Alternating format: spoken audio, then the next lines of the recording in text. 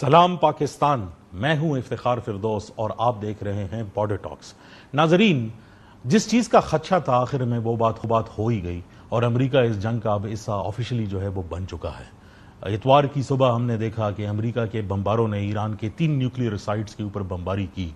बल्कि सिर्फ ये नहीं, इस बात पर भी इरादा किया गया कि अगर ये जंग यहाँ पर इख्तिताम पजीर नहीं होती तो अमेरिका इसका हिस्सा बनता रहेगा और अगर ईरान जो है वो न्यूक्लियर इनरिचमेंट से दूर नहीं रहता और अपना न्यूक्लियर प्रोग्राम जो है वो फारिग नहीं कर देता, ये जंग जो है मुस्तकिल तौर पर जो है वो जारी रहेगी।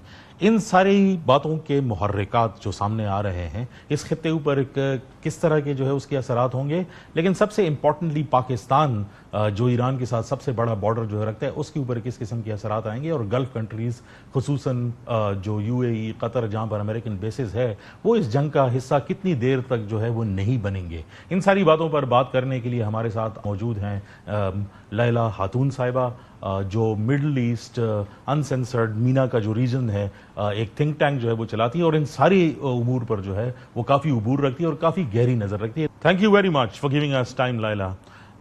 I'd like to begin with the part in which over the weekend we've seen a dramatic escalation in which the United States is now part of the bombing on Iran, and this is a joint collaboration between the Israeli forces and the United States. Do you think that other actors will be roped in as well? Because we've seen multiple statements coming in, and apart from condemnations as well as solidarity with the Iranian people, we don't see anything else. Do you think a further escalation, particularly with the Middle East? Oh, for sure there will be further escalation because the Iranians, the Islamic Republic of Iran, had said before the Americans actually hit Iran that if the Americans intervene directly in this war by targeting Iran, they will be targeting U.S. assets across this region. Mm-hmm. They haven't specified where, but we do have over basically dozens of U.S. military bases aside from trade-related basically assets also in this region and diplomatic assets. So at the end of the day, the Iranians will carry out their promise, much like we saw when they actually promised to hit back Israel if the Israelis attack them. And that means further escalation because the Americans are not going to sit silent. They have to save face and attack Iran again, and it's going to expand. Mm. So when we talk about expansion, what do we generally mean? Are they actually going to go, are the Iranians actually going to go after the American bases in the Middle East and the Gulf? Well, definitely. It's not only the Gulf, but also, remember, there's basically one of the largest U.S. bases found in Iraq, Ain al-Assad, and in other areas also. I mean, the Israeli entity alone is the largest U.S. military base, if you want to call it. It's a U.S. colony.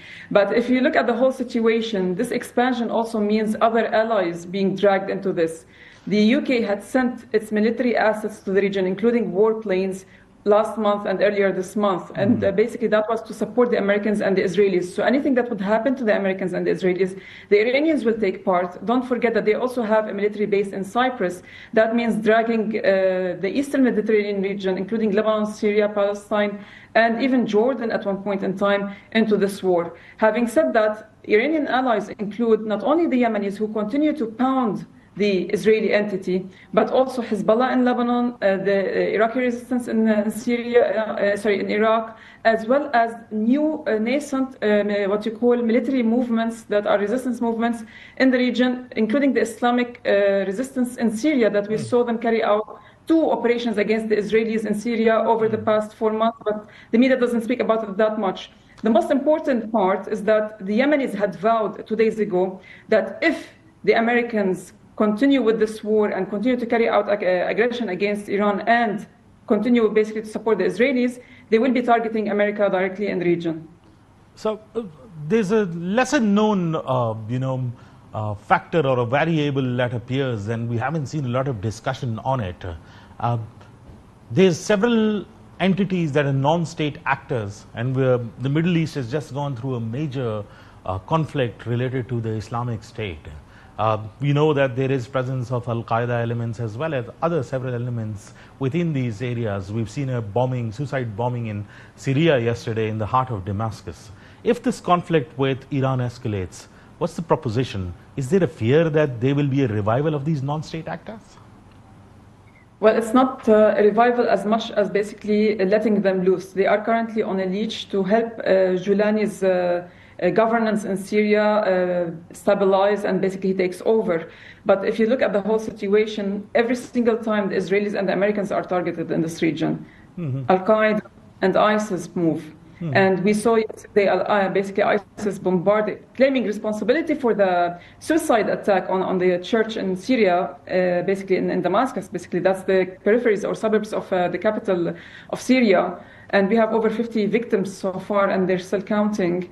So I do believe that whenever you corner the Americans and the Israelis, they let loose their own dogs, the terrorist dogs, and they claim that they are Muslims, but they're not. And the ones who stand behind them are what you call the intelligence apparatus, who have planted them in our region, not only to create chaos and divide our region, but also to disfigure Islam. So I do believe that we're going to see further terrorist attacks in the region, not only threatening Syria, but threatening Lebanon, because Hezbollah is in Lebanon, the Lebanese resistance is in Lebanon. So when you move the borders, terrorists across the borders from Syria to Lebanon, because they share one of the largest borders in that region, that's basically a threat to Hezbollah, a stab in its back, as well as basically diverting attention from what's happening in Palestine and elsewhere.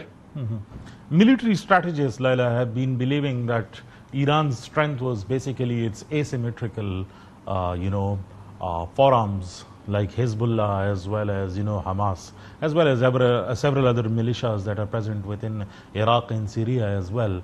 And once those networks have been dismantled, this is what is believed, Iran's power is kind of less. Do you think that if any major religious figure is targeted, and despite the fact that even if that does not happen, do you think that that kind of traction can be regained and we can see the revival of these groups as well? I highly doubt that there will be attacks against religious, what you call areas or shrines or what you call mosques in Iran, basically, or elsewhere, unless the Israelis are carrying it out, because they disregard anything that has to do with religion. We've seen them bomb mosques in Lebanon and basically in Palestine and in Yemen. We've seen them bomb churches. They don't care about that. But I highly doubt that they will be basically targeting what you call the religious shrines in Iran, because those hold not only significance to the Iranians, but to the larger Shia community across the world. And we're talking about tens of millions, if not hundreds of millions of people. Having said that, you also have to remember another thing. You said dismantled, believed that these resistance movements are dismantled. Believed by who? This is a propaganda by the Israelis and the Americans. I've been covering Lebanon for the longest time. And I've been stationed at the front lines in South Lebanon for the past 20 months covering this war. Until today, I can tell you through my contacts from Hezbollah, from Amal Movement and other resistance groups, they still are there. They are not dismantled. In fact, they have now 5 ministers in the cabinet. Their fighters on the ground were estimated at 100,000 before this whole war started. And when we talk about their what you call gunpowder, like basically the arms, they lost about 20% of their capacity to 30%. This is our own estimates as reporters who know the situation on the ground. So that means they still have 70%, and they haven't used their heavy weapons yet. We haven't seen what you call bombardment that caused massive explosions to insinuate that their heavy missiles. But do you see the possibility? My question was basically in relation to, we've seen a relative silence and not a very calculated response from Iran as tonight. Do you think that these will chip in, these other groups will chip in? No, well, they will definitely chip in. This is what I was going to say. Since they still have their capacity, they still have their ability on the ground, and they had vowed over the past week, we've seen them vow that anything that happens to Iran, and if it continues to escalate, they will take part in this war eventually. The Iranians were the first to actually issue a statement. Hezbollah's Secretary General said it basically shy of a week ago that Hezbollah is ready and they are committed to supporting Iran in this war. नाज़रीन, गुफ्तगू का सिलसिला जो है वो break के बाद भी जो है वो जारी रहेगा. गुफ्तगू आपने सुनी जिसमें काफ़ी दिलचस्प पहलू जो है वो डिस्कस हुए. वापस आकर जो है वो बात करेंगे कि अगर ईरान के अंदर डिस्प्लेसमेंट जो है वो होती है, लोग घरों से बेघर होते हैं, तो वो किस तरफ राह जो है वो इख्तियार करेंगे जाने की, और इसके ऊपर भी जो है वो गुफ्तगू करेंगे कि इसका एंड गेम क्या है सारी जंग का, इसका कोई खात्मा भी है कि ये काफ़ी लंबी जंग होने जा रही है. हमारे साथ रहिएगा.